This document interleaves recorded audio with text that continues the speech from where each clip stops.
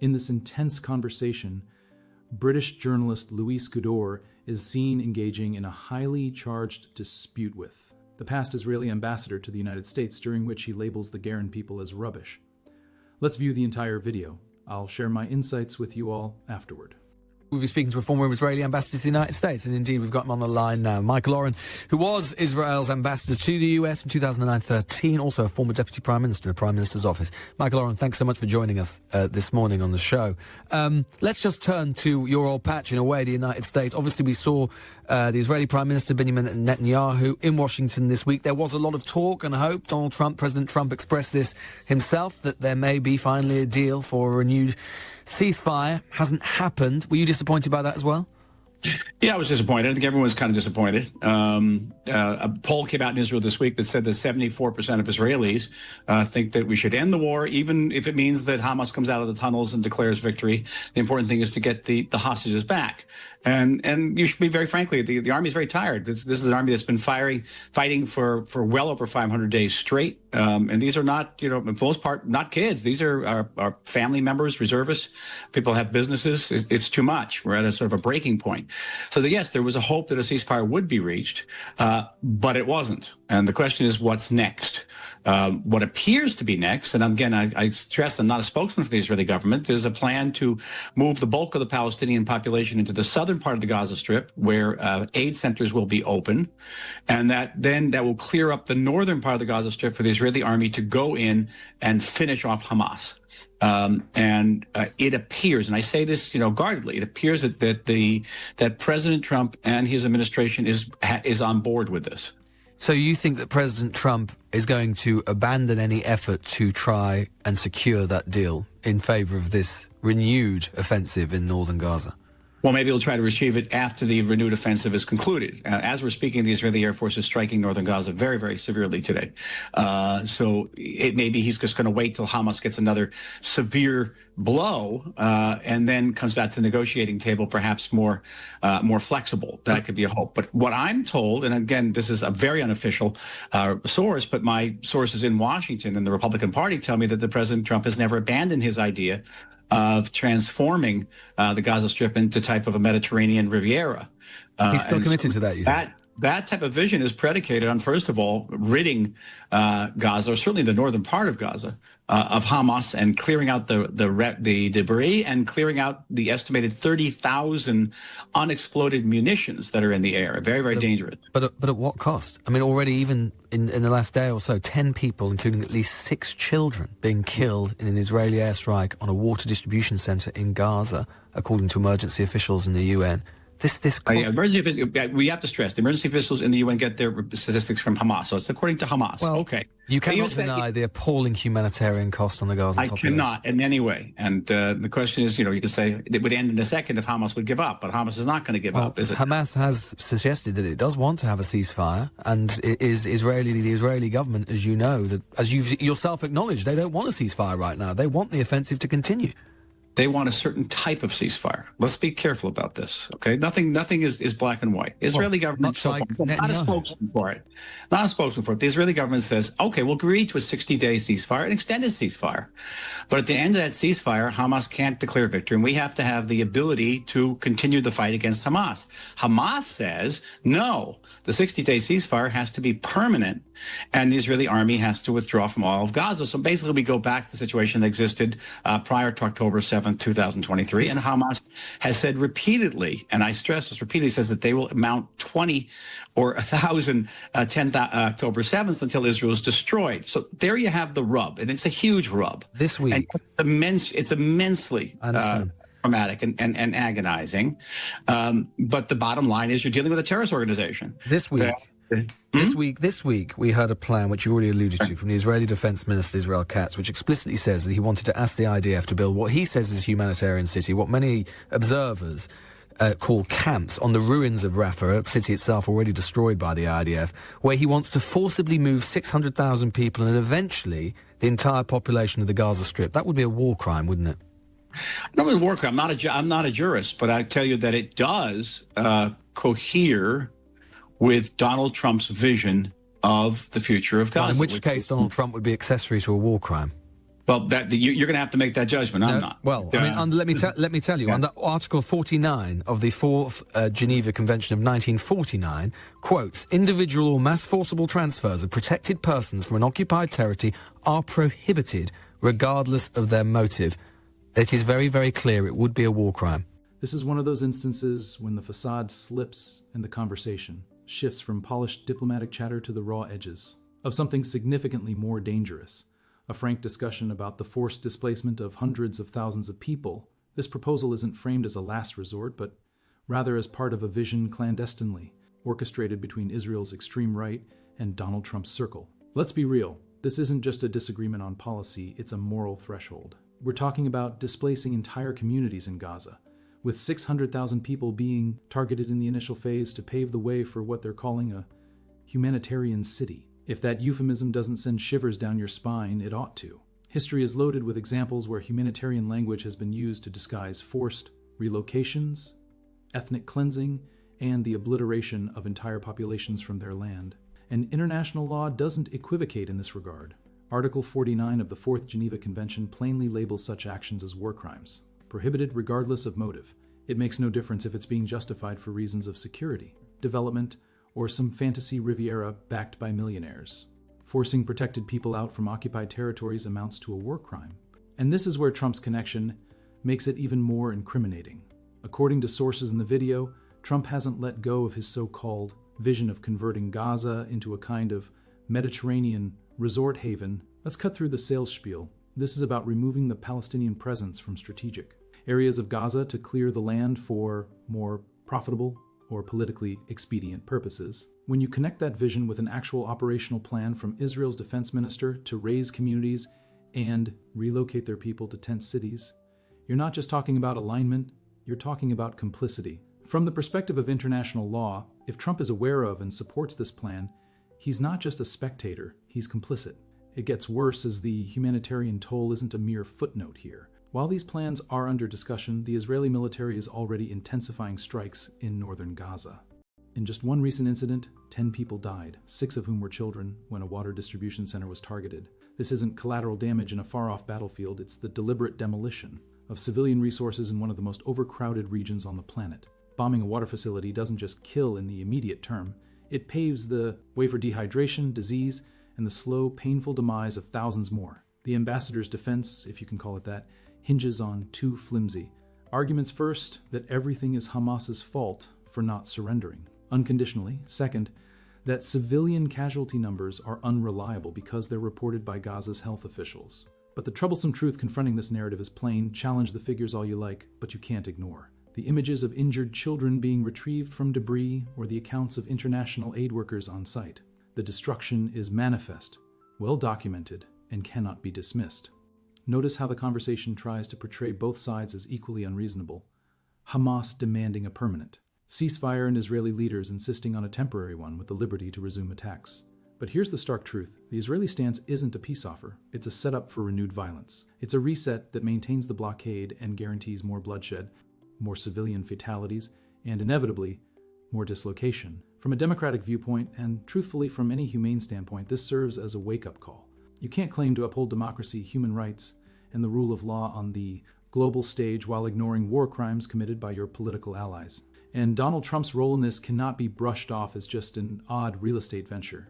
If he endorses and encourages a plan that breaches the Geneva Convention, that is not foreign policy experience. It's aiding crimes against humanity. What's happening in Gaza is not merely an assessment of military tactics. It's a gauge of moral clarity. And a notable portion of the Republican Party, including Trump, is failing this test terribly. Anyway, let's return to the video. Well, then you go to court with it. But I'm telling you, this is what's happening all right, then. in the field. I mean, I'm not here to make a judicial judgment. I'm telling you what's happening. And what's happening is, yes, the Israeli army has cleared out about 65% of the Gaza Strip. That program that Israel Katz is talking about, the defense minister would require 75%. So another 10% had to have to be cleared out. And then, the ball would be if Mr. Oren, agreed to the ceasefire, then the ball would be in the president's court. Mr. Oren, I mean, I understand. I know you're not representing the Israeli government and so on, but just the terms you're using, talking about clearing out the debris for the Riviera and so on. I mean, we're talking about 2 million people here. Can you understand that the way that we talk about these things? It sounds like we're rather indifferent to these people. Not indifferent to these people, but we are in a war. But there are rules to war. But there are rules to war, and Israel is repeatedly violating those rules. That plan, as I've just said, would clearly violate international law, international customary law, and the Geneva Convention. Well, maybe you're a jurist, but I'm not. But I can tell you this: as an historian, you got to let me finish, okay? You did invite me on your show. As an historian, I'll tell you that those conventions in 1949 were designed to describe a situation between two warring countries where people wore uniforms. They do not correspond in any way to the reality that Israel faced October 7th or post-October 7th, which is dealing with a terrorist organization. No, Mr. Oren, that is not true. Was holding at that time 250 hostages, that was hiding beneath its own population and didn't care about its own population. It's hiding beneath hospitals, mosques, and schools. There's nothing in the Geneva Convention that addresses remotely. So they can do what they want. Israel can just do what it wants. No, on the contrary. Well, apparently, according to you, and there's tremendous criticism in this country right now. According to you, they can move 2 million people to a camp from which they would not be allowed to leave, and that would be all right. Did I say they can? I said they are. Okay, I said that you wouldn't have a problem that with it's moral, that it doesn't raise serious moral questions. It raises serious moral questions, but we're dealing in an area, even juridically, which is very gray. And it's not covered by It's not gray, Mr. Oren. It's not, because it says clearly under Article 49 of an occupied territory. It's not talking about two states at war. It's talking about how states might choose two countries at war, but not a country dealing with a terrorist organization. No, that's not true. It is about populations. It is about populations, how a government treats populations even within its territory. It's not just about war against another state. It's very clear. I see. At the end of World War II, the United States, the Allies, moved millions of Germans. Millions, okay? Not hundreds of thousands, but millions. And that was before the Geneva Convention was signed in 1949. Right. So this is an area, and that was war between two countries. That was war between two countries and with armies with uniforms. We're dealing with a juridical area that actually has no precedent. And certainly, even in military terms, it has no precedence, because we're dealing with an army, with an enemy here that not only hides behind a civilian population, it hides under the actual landscape of Gaza. 500 kilometers of terrorist tunnels. No army in history has ever encountered anything remotely like that. Do you accept that, as the UN have said, I mean, this is all coming at a terrible cost. At least 798 people have been killed. This is the UN Human Rights Office saying on Friday. 798 have been killed. So while seeking food at distribution points operated by the US and the Israeli-backed Gaza Humanitarian Foundation since the end of May alone, is it any wonder that Israel is losing such support across the world? Yeah, that's the personal issue with me. I've been a long advocate of flooding the Gaza Strip with aid from day one, by the way, which makes me very unpopular here. I take positions against the Israeli government, too, not just defending it. And via that way, also the statistics are coming out of the UN. The UN gets the statistics from Hamas. Okay, so we have to take them with a big grain of salt. But having even said that the fact that there are aid distribution challenges, that people are hungry, is an appalling situation. It just is. We also know that Hamas has been killing people trying to seek aid. Hamas has been killing and kidnapping people who've been distributing aid, because Hamas, under the UN aid distribution, got 60% of the aid stolen, and that creates another situation not addressed. And I stress, not addressed in any way by any of these Geneva Conventions. It's just not there. You wouldn't deny, though, that it is deeply, at the very least, let's leave aside the legal question. Right. It is deeply, deeply morally problematic that Israel has been using aid and lack of food as a weapon in this, they tell us it's not a war, in this war. This snippet serves as a prime demonstration of how Israel's defenders of current. Gaza actions attempt to bypass legal constraints by pretending they don't apply. We're once again subjected to this worn-out claim that the Geneva Conventions, the foundation of modern humanitarian law, are somehow irrelevant because Israel faces an irregular force, not a traditional uniformed army. This is a dangerously convenient excuse that authoritarian regimes have historically used to rationalize the indefensible. If you can declare your adversary as being outside the law, you can then justify bombing hospitals, starving civilians, and displacing millions, all while claiming the rules no longer apply. The crucial truth they're hoping you'll overlook is this. The Geneva Conventions weren't crafted just for the sake of uniformed armies. Their purpose is to safeguard civilians from being devastated by war. They're in place because armies have historically targeted civilians, and rules of engagement were often twisted by those in power. Article 49 doesn't include exceptions like unless your rival hides in tunnels or unless your government brands them as terrorists. It is categorical. You do not forcibly dislocate or expel protected civilians regardless of motive. The ambassador's portrayal of this as a gray area should be disturbing. Let's also consider the ethical evasion occurring here. The interviewer questions the apparent apathy towards the term clearing out Gaza, a phrase that diminishes 2 million human lives to mere debris in the way of a real estate endeavor. Rather than outright rejecting this narrative, the ambassador supports the wartime rationale. We're in a war. But war laws don't vanish at the mention of terrorism. These laws are there precisely to limit what one can do in war, especially when one's military might far surpasses that of their opponent. If one accepts that terrorists can be met with boundless force and no legal constraints, they're essentially endorsing a reality where no limits exist and civilian suffering becomes inevitable, endless, and justified. Let's be absolutely clear, the humanitarian impact on Gaza isn't some contested statistic to dismiss with the claim that data originates from Hamas. The UN's Human Rights Office, hardly a Hamas affiliate, reports that 798 people have died since May simply trying to get sustenance at aid posts. Nearly 800 individuals perished not as fighters or battlefield casualties, but because they were starving and forced to wait in aid lines within a conflict zone. This alone should ignite global outrage. Instead, what we see is a nitpicking over the body count's accuracy, as if trimming the list would somehow lessen the horror. The ambassador tries to deflect by claiming he's always pushed for flooding Gaza with aid, but that's a hollow defense when you back, or at least excuse, using access to aid as a war instrument. The interviewer is justified in labeling it morally questionable, employing food and water as leverage. And a siege isn't just morally corrupt, it is directly forbidden under international humanitarian law. In 2025, still debating the acceptability of using starvation as a tactic should be an embarrassment for anyone advocating such policies.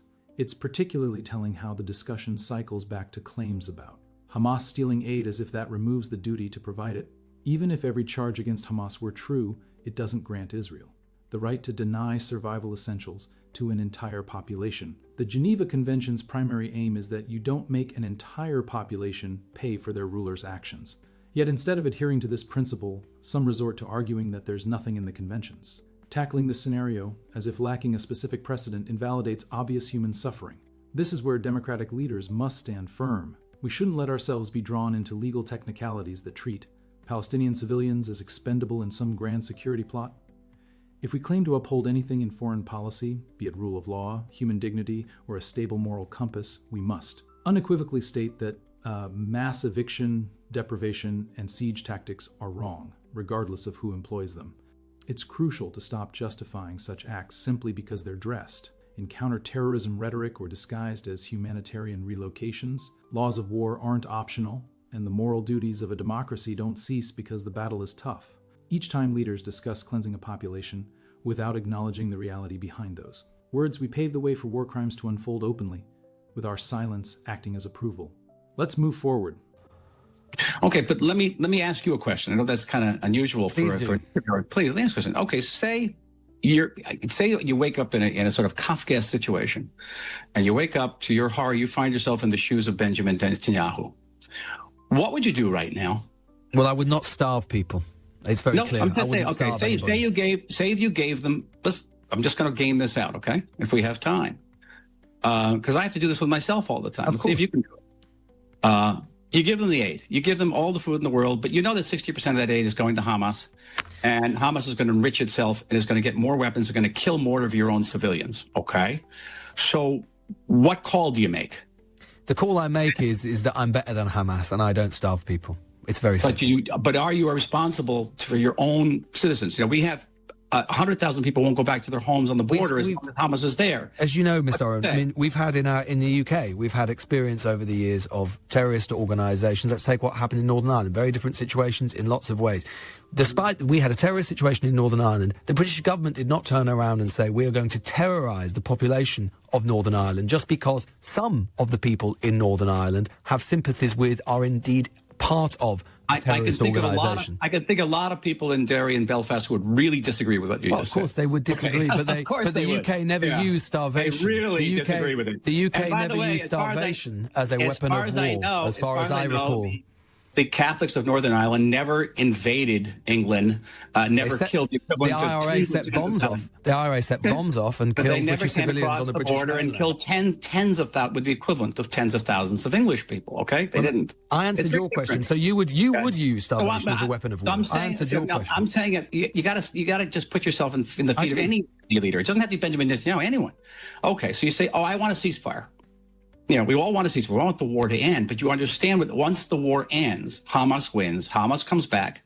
100,000 Israelis are not going to go back to their homes. But you're not going to be able to. That's the whole point. But in a way, Mr. Oren, that is a question about whether whether you can use pure military force, whether you can achieve peace down the barrel of a gun. You're never going to destroy Hamas, particularly when you are killing civilians day after day after day and radicalizing a whole generation of Palestinians against you. You may get some temporary security. You will never get peace. But the answer to that, again, is an historian. This is not the first bout of fighting we've had with Arabs and Israelis or Palestinians and Israelis going back to 1948.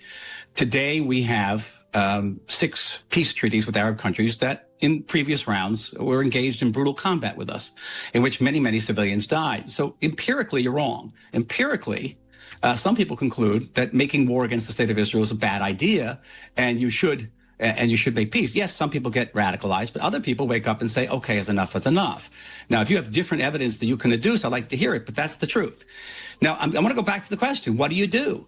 I told you I wouldn't starve people. I asked you. I'm sorry. I wouldn't starve people. It's very simple. No matter how bad it is, I would not starve kids. I know what you wouldn't do. But what would you do at this point to end the war? End the war. I would not starve children, and that is the question. That was quite a fiery debate between Luis Goodall and the former Israeli ambassador to the us. So many issues were brought up in that discussion, and things definitely got intense. I just can't support what Israel is doing in Gaza, no matter how it's justified. It's fascinating, though, to see the complications when discussing what's happening in Gaza and Palestine. In that clip, the ambassador referred to citizens as mere debris, reducing human lives to something to be cleared away. This kind of language exposes the mindset towards Gaza and the Palestinian people. It explains why figures feel justified defending their actions so passionately. They view Gazans as less than equal. Isn't it intriguing? You might have noticed I'm focusing a lot on Israel and Palestine right now. That's because the situation is hitting a critical point. Luis Goodall mentioned Israel's struggle in winning public support during this video, and even Piers Morgan has touched on it. That's why you're seeing more spokespeople stepping forward, trying to sway opinions. However, they're only making matters worse because people like you and I see these interviews and realize Gazans are being treated as less than human. To put it in perspective, nearly 60% of Gazan structures have been damaged or destroyed, with more than 90% of housing being affected. Over 160,000 homes have been destroyed, while another 276,000 are severely or partially damaged. Additionally, more than 60% of health facilities, 68% of educational institutions, and 42% of the water infrastructure have sustained damage. What's happening in Gaza has surpassed any claim of self-defense. It's reaching the level of genocide, in line with the Geneva Conventions, as Luis Goodall pointed out. Watching these defenses unfold is bizarre, seeing individuals twisting themselves to justify their actions. But understand this: you can't justify the unjustifiable. At this point, what Israel is doing cannot be defended. As always, share your thoughts in the comments below. Don't forget to subscribe and give the video a thumbs up. Thanks for watching, and I'll catch you in the next one.